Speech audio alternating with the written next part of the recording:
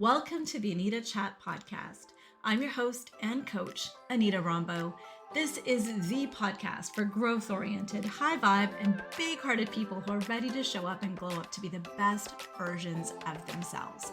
If you are ready to embrace your most authentic, aligned, and abundant life, one that feels great on the inside and out, then you, my friend, are in good company. Grab your favorite bevy, settle in. We've got lots to chat about. And this episode is for all of those people that feel that they're doing everything right, but instead of feeling lit up, they're maybe feeling exhausted, unfulfilled, maybe even thinking, is this it? Is there a way to simplify? And if you can resonate to any of these kinds of things, this episode is for you.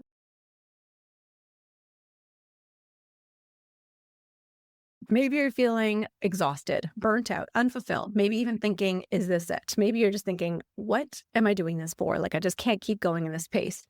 I want to hold space for you. I totally want to hold space for you because I feel like we have all been there at some point in time. This is that messy middle time of your life, right? Perhaps you're juggling a busy family life. I have been there. I've acted as a social coordinator, the chauffeur, the chef, the CEO of the house, not to mention perhaps you have a busy career or a business or a side hustle that you're trying to grow. Perhaps there's also a partner in the mix that's this co-captain of logistical planning, and you feel like you're ships in the night, kind of just doing the same thing day in and day out. And let's not forget, you're in this place too. Somewhere in all of this, your needs, hopes, and desires also make the list. Geez, it's no wonder we're in survival mode, right? It's no wonder that with all of this noise, you may forget who you are right now and what you might need or want in the season of your life. And I just want to assure you that if you're feeling any of these things, you are not alone. Many of the women I coach can relate to this. We work through these kinds of things together, finding themselves again. And I too have been there, right? So today I'm going to share 5 sneaky ways you may have slipped into survival mode without even realizing it so that you can start shifting yourself out and you can feel like yourself again. And by the way, if this topic hits home, you have to join me at the Ignite Your Light Summit. The next one is happening September 13th and 14th. It's a 2-day virtual online event all about living fully now. It's going to give you the tools that you need to reset, realign, and reclaim the life that you're meant for. 6 powerhouse speakers are joining me. We're going to have authentic, soulful conversations, and you're going to have a supportive community, forever access to these replays, a workbook, a coaching session from me a couple of days afterwards. So it's just jam-packed with value, all for $25. Okay, so let's get into the 5 sneaky ways that you might be heading into survival mode or in the thick of survival mode. First up on my list is, my friends, chasing the wrong things. I don't have to tell you that this phase of life is very busy. It almost feels like we're always running against the clock, right? We don't have enough time. We're always trying to cram more in. And let's just be honest. Let's call a spade a spade. We have finite hours in the day. And so there's only so much that we can accomplish. We got to be the most effective and impactful with the time that we have. And so in order to get out of survival mode and to press the big ol' reset button, we need to realign with what truly matters. We need to make the time and space for what truly matters. So that starts with doing a bit of a time audit, right? How are you choosing to spend your time? What gets to take up space and energy and attention in your life? Because survival isn't just about getting by, but it's about thriving, feeling like you again, right? It's making space for that whole body yes. So sometimes I find that when people are chasing the wrong things, they could be holding on to outdated goals, things that align with previous versions of themselves. Maybe there are things that once lit you up, but just aren't feeling aligned, or maybe they're not yours to begin with at all. So not only are we doing a time audit, we're also doing a what lights me up audit, right? Sometimes we think about these are things that we should do. Anything that's in the should category, likely not so great for you. Because here's the truth, soulful success starts when you reconnect to your why, your values, your spark. And in my 3-month group coaching program that starts up in September, Soulful Success Academy, I literally take 2 weeks out of the first 3-month course to spend on this because it is so foundational to get very crystal clear. And literally everything that we do after that is in service of this vision. So if you find that you're lacking a spark in life, a quick action tip for you right now is to sit down and pick your top 3 values. Really think about what lights you up, what is really important to you. Generally speaking, values don't change much throughout life. How they might be personified or embodied or show up in your life might be different as you go through life. But generally speaking, if you honor honesty, if you value family, if you value work or freedom, like those are the values that you will likely have for the rest of your life. The way they show up might change, but if you identify what those 3 values are that are really super critical and important to you, and then look at that time audit that you're doing.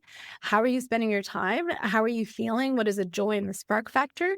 You can then see, am I spending my time reflecting what matters most to me? Okay. So next up on the list is doing all of the things. We just talked about the finite period of time, but you know what doing all the things gets you? And it's not a completed to-do list, because you and I both know that the moment you cross something off, 3 or more things pop up, right? You don't ever finish that to-do list. So no, doing all the things gets you one thing and one thing only, and that is burnt out. And trust me, I have been there, my friend. It is not a fun place. That is not a place of thriving. It's definitely a place of survival, and rock bottom survival at that. So we do not want to go there, right? It's literally like the life force is drained right out of you. So if you are doing the things that are not the right things, that are not aligned to your values, not aligned to your spark, your wants, your needs, and then you're doing all the things, ugh, not good. So a couple of things that I work on with my coaching clients here is really reframing productivity and rest.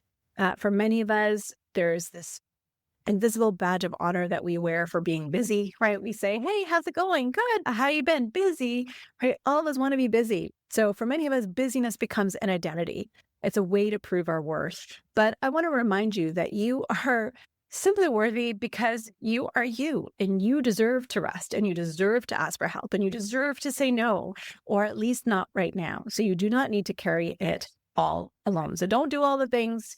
In fact, don't do all the things, because that definitely means you're choosing the wrong things. So do the right things and don't do it all. If you find that you are one of those people that just loves to be busy and finds rest really uncomfortable, I want you to look at that to-do list and circle the one thing that actually moves the needle for you today. And I want you to give yourself permission to do that one thing and then to release or delegate the rest. And it's going to feel uncomfortable AF. All right?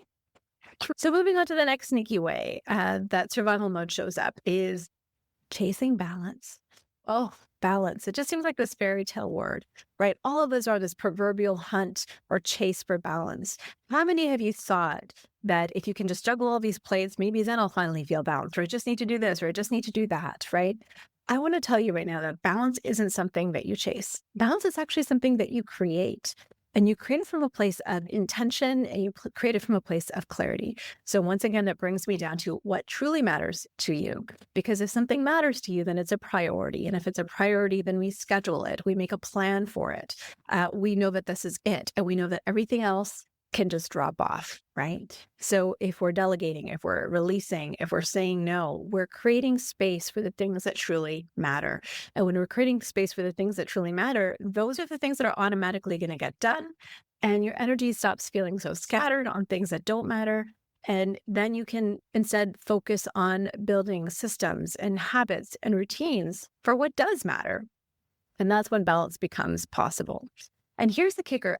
Balance is also not about doing everything equally, right? We don't spend equal hours at work and at home and cleaning our house and working our business. Like, there's not enough time for that. We need to understand that we need to be flexible and agile, and that what is our priority at one point in time can shift. And there's another time for another priority. It's making space for the different priorities when it is appropriate to do so. So balance feels less like a tightrope and more like flow. So if you find that you're one of those people that is constantly in search of this ever elusive balance, I encourage you today to take a look at one area of your life where you just want more flow. Where do you want more flow in your life? And could you maybe create a boundary, a habit, or a system that could help support that area? Moving on to the next thing on my list is, oh, this one kills me every time, settling for fine. I once had this client, God bless her. Her marriage was fine. Her job was fine. Her health was fine. So I was like, so why are we here in coaching? What do you want to get out of me if your whole life is fine? But you could hear that things were not fine in her voice. So I'm going to call a spade and say what she was unable to say to me. Fine was code word for unfulfilled. And let's be real, fine is survival mode's favorite word. But you might find if you're listening to this, if you're all about soulful success, living your most authentic, aligned, abundant life, you are not here for fine. You are here for fulfilled. So I want you to think about, where are you settling right now? Maybe it's in your career, maybe it's in your health, your relationships, or even how you take care of yourself. Are your meals just scraps off your kids' plates? When was the last time you savored a dinner that you didn't have to rush through? When was the last time you felt lit up about work or truly excited to spend time with somebody versus just thinking, I got to go to this thing, right? So if you find yourself using the code word fine, I want you to journal about, where are you tolerating fine and what would thriving look like instead? And last but not least on my list is ignoring your own needs. And this is kind of a combination of all that stuff, right? If you're doing the wrong things, if you're chasing balance, it doesn't exist. If you are doing all the things and settling, then chances are you are ignoring your needs. The cost of long-term survival mode, or putting your needs last, is resentment, is exhaustion, right? Burnout, and eventually losing touch with yourself. And you're modeling for people that it's okay, that your needs come last, and that's okay. Your dreams come last, your wants come last. You don't matter. That's so not true. And we've heard over and over again these cliches that, self-care is not selfish, it's essential. You cannot pour from an empty cup but I want you to think of it this way. I want to give back to the people that you love so much. And if you have a family, don't you want to model for them the importance of taking care of themselves? Like, would you want them to put themselves last on their list? Probably not. So why is it okay for you, right? So when you show up in your highest, most energetic, most authentic self, when you're living that version of soulful success, survival has no space for it there, right? You are emanating from your highest resonance and frequency. And when you're in that energetic state, think of how energized you are. Think of how much you have to give to other people, how much your energy impacts other people. People can pick up if you're resentful. People can pick up if you're snappy. People can pick up if you're frustrated or impatient. It doesn't create a great vibe around you. You don't want to be around those people. You'd rather be around somebody who's chill, who's happy and smiley, and who makes everything fun. So not only are you changing the way you show up for yourself, and you're showing other people what's possible when they show up for themselves, and that they too should be doing that and giving them permission to hold space, but you're just changing the vibe of everything around you. So if you find that you could give yourself a little bit more TLC, carve out 10 minutes. I'm sure you have 10 minutes in your day that you can spare for you, and do something that nourishes your body, your mind, or your spirit, or all of the above. You don't need to justify what it is. It doesn't need to have an end goal or purpose. It should not actually have an end goal or purpose. It shouldn't be because I needed to do this anyway. This is just for you. So maybe it's reading a chapter of a book. Maybe it's a movement break. Maybe it's stepping outside and breathing. Maybe it's calling a friend that you haven't talked to in forever, and you just want to just have a nice hearty catch up. Whatever it is, make sure that you make time for that for 10 minutes today. If you feel that you need to, better yet, to really make sure that you stay in a survival mode, make sure that you carve out regular time for yourself every single day. Make it a habit or routine, something that you look forward to, because it's just your time for you. So there you have it, my friends, the 5 sneaky ways you may have slipped into survival mode. If any of these made you think, oh my gosh, this is me, this is resonating on any level, it's because deep down you're ready. You know that you want more for yourself. You're ready to take care of yourself and your life. You're ready to love your people well. And this just helps you amplify that and finally create that life that you've been craving.